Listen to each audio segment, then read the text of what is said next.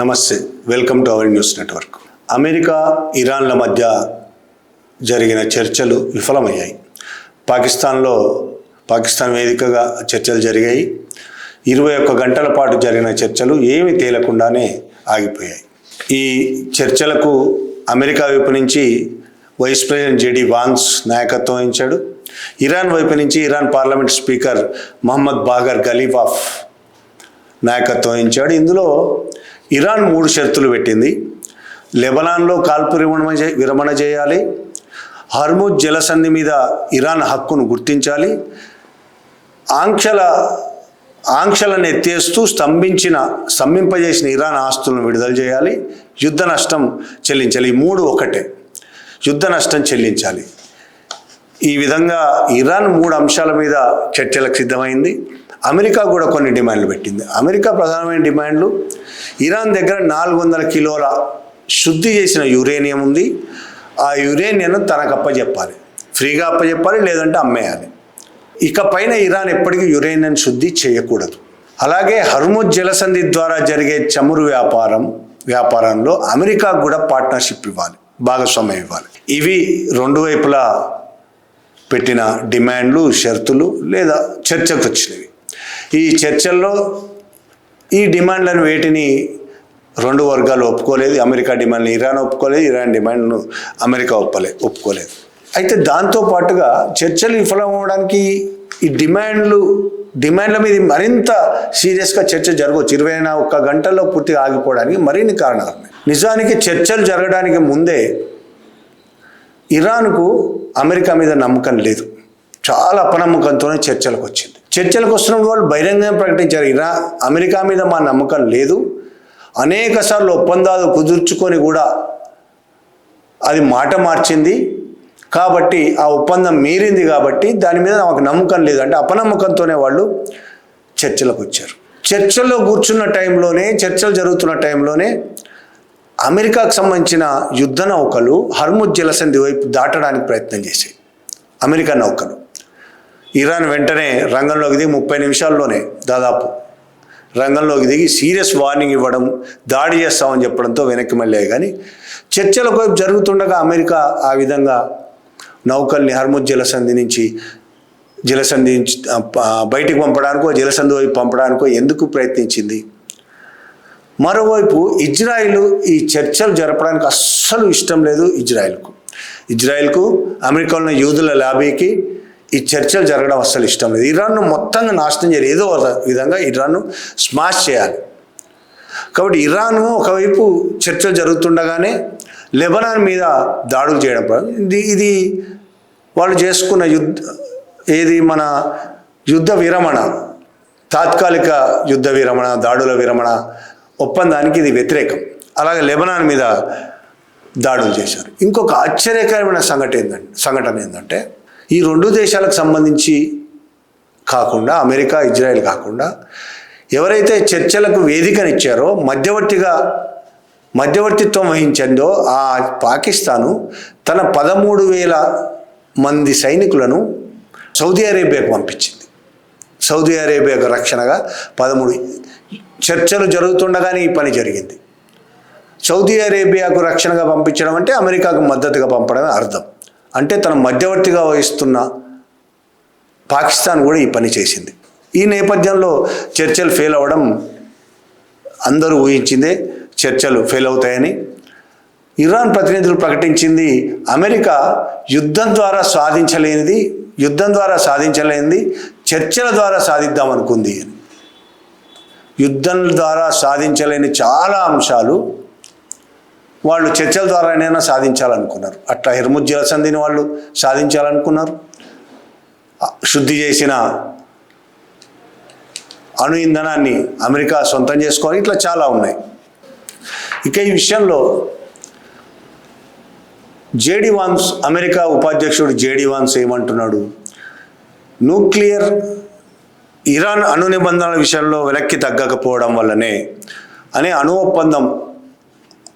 అణుబాంబులు తయారు చేయనని, బాంబులు కూడా కాదు, ఇరాన్ యురేనియంని శుద్ధి చేయకుండా ఉండడానికి, యురేనియం ఉపయోగించకుండా ఉండడానికి చేసిన ప్రయత్నాలు విఫలమవడం వల్ల, ఇరాన్ దానికి ఒప్పుకోకపోవడం వల్లనే ఈ మొత్తం చర్చలు విఫలమైనవని జేడీ వాన్స్ చెప్తున్నాడు అమెరికా వైపు నుంచి.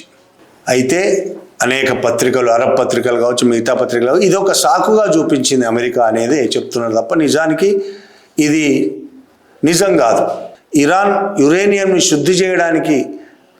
శుద్ధి చేయకుండా ఉండడానికి ఒప్పుకోకపోవడం అనేది ఈ చర్చల విఫలానికి కారణం కాదని, అది ఒక అమెరికాకు సాకు మాత్రమే అనేది అరబ్ పత్రికలు చాలా రాశాయి. చర్చలు జరుగుతున్న సమయంలో ఒక కీలకమైన జరిగింది. జేడీ వాన్స్కి చర్చ అర్ధరాత్రి పాకిస్తాన్లో ఉండగా ట్రంప్ నుంచి ఫోన్ వచ్చింది. అర్ధరాత్రి ఫోన్ వచ్చిన తర్వాత నెక్స్ట్ డే మార్నింగ్ నుంచి వాళ్ళ పద్ధతే మారిపోయింది అనేది పాకిస్తాన్ పత్రికలు, పాకిస్తాన్ మీడియా చెప్తూ వస్తున్నది. పద్ధతే మారిపోయింది, చర్చలు ఎట్లయినా విఫలం చేయాలనే పద్ధతిలోనే వాళ్ళు మాట్లాడారు అనేది పాకిస్తాన్ మీడియా చెప్తున్నది. ఈ మొత్తానికి కారణం ఏంది? యాక్చువల్గా చర్చలు ముందుకు పోవడానికి, చర్చలు ఫెయిల్ చేయడానికి ఒకవైపు ఇరాన్ చాలా తీవ్రమైన ప్రయత్నాలు చేస్తూ ఉన్నది. ఈ మొత్తం చర్చలు ఫెయిల్ అయ్యి మళ్ళీ యుద్ధం జరగాలని తెర వెనుక కొన్ని శక్తులు చాలా సీరియస్గా పనిచేసాయి. అవి యూదుల లాబీ ఇజ్రాయిల్ కలిసికట్టుగా యుద్ధంలోకి ట్రంప్ను దించిందే యూదుల లాబీ, ఇజ్రాయిల్, నెతన్యాహు కలిసి దించారు. యుద్ధం ఆగకుండా చేయడానికి చాలా ప్రయత్నాలు చేశారు.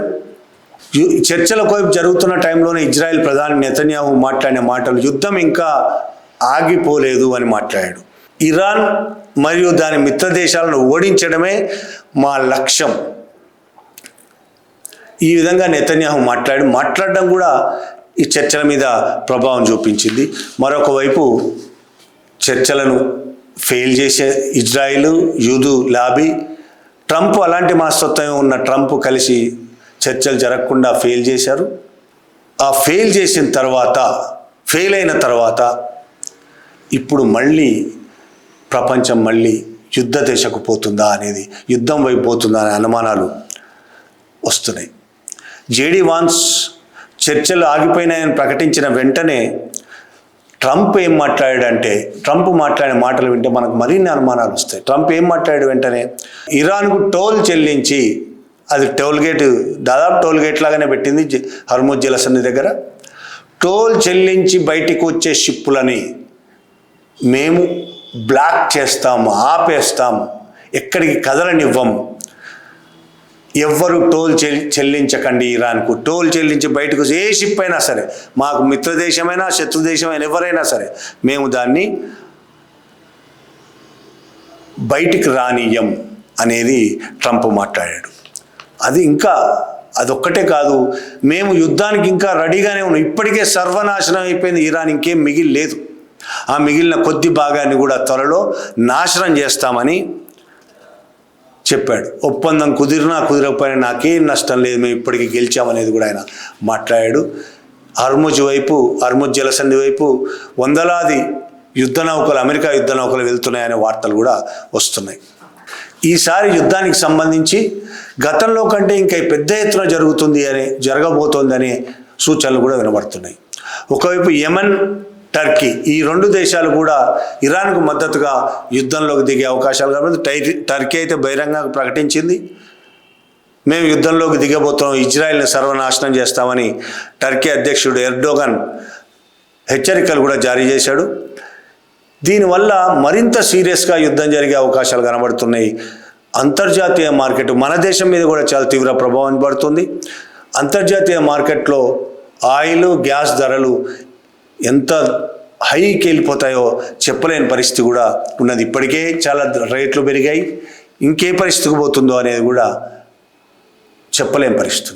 అయితే ఇంకొక ఆశ ఏమున్నదంటే, వచ్చే నెలలో చైనా అధ్యక్షుడు జిన్పింగ్తో ట్రంప్ చర్చలు ఉన్నాయి.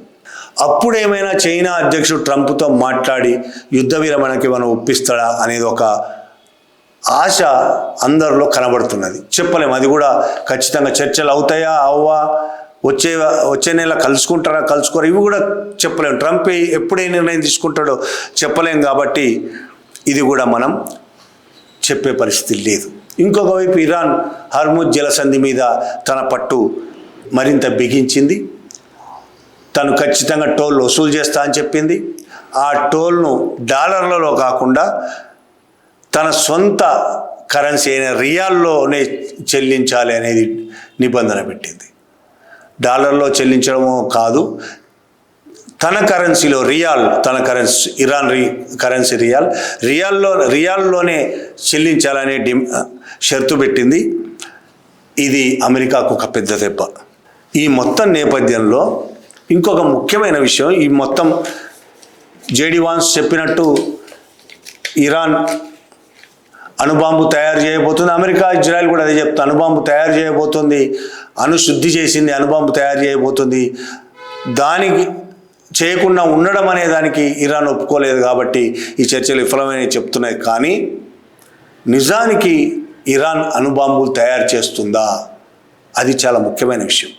ఇది ఆధారాలు లేని ఆరోపణ. ఇరాన్ అణుబాంబులు తయారు చేస్తుంది అని ఇజ్రాయిల్, అమెరికా ప్రభుత్వం చెప్పడం ఆధారాలు లేని ఆరోపణ అనేది మనం చెప్పడమో ఇంకెవరో చెప్పడం కాదు, అమెరికన్ ఇంటెలిజెన్స్ కమ్యూనిటీ ప్రకటించింది. ఇది అంతర్జాతీయ అణుశక్తి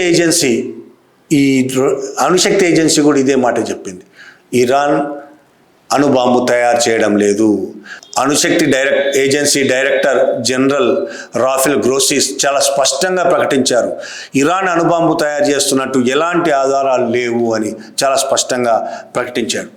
ఇరాన్ 60% యురేనియం శుద్ధి చేస్తుందని, యురేనియం శుద్ధిలో 60% చేసింది అని, కానీ దాన్ని ఆయుధాలుగా మార్చడానికి ప్రయత్నం చేయటం లేదు అనేది వస్తున్న వార్తలు. అణుశక్తి ఏజెన్సీ డైరెక్టర్ కూడా అదే మాట చెప్పాడు.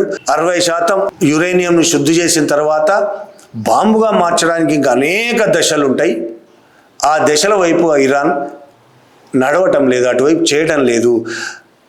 అదే కాదు, యుఎస్ ఇంటెలిజెన్స్ కమ్యూనిటీ కూడా చాలా స్పష్టంగా చెప్పింది, 2003లోనే ఇరాన్ అణు ఆయుధాల ప్రోగ్రాంను ఆపేసింది అని ప్రకటించింది.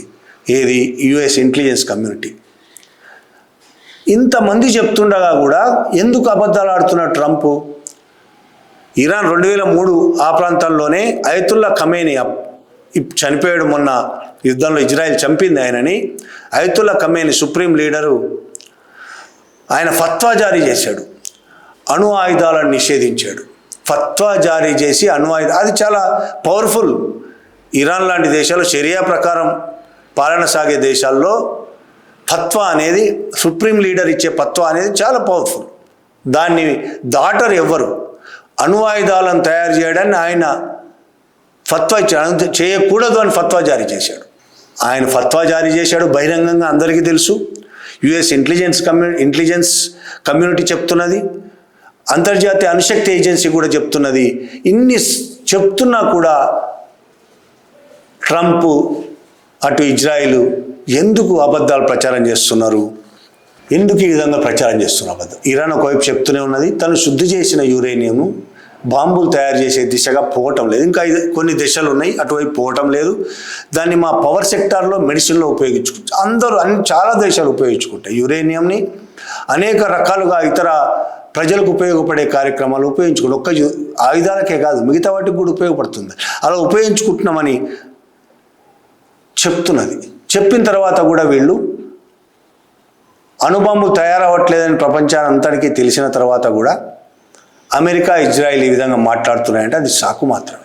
ఇలా అబద్ధాలు చెప్తూ ఇరాన్ మీద దాడి చేసి బీభత్సం సృష్టించి అనేక వేల మందిని, వందల మంది చనిపోయారు. స్కూల్ పిల్లల మీద చంపేశారు, పవర్ ప్లాంట్ మీద దాడులు చేశారు, అనేక దాడులు, చాలా దారుణమైన పరిస్థితి సృష్టించారు ఇరాన్లో. నిజంగా కూడా చాలా నష్టపోయింది ఇరాన్.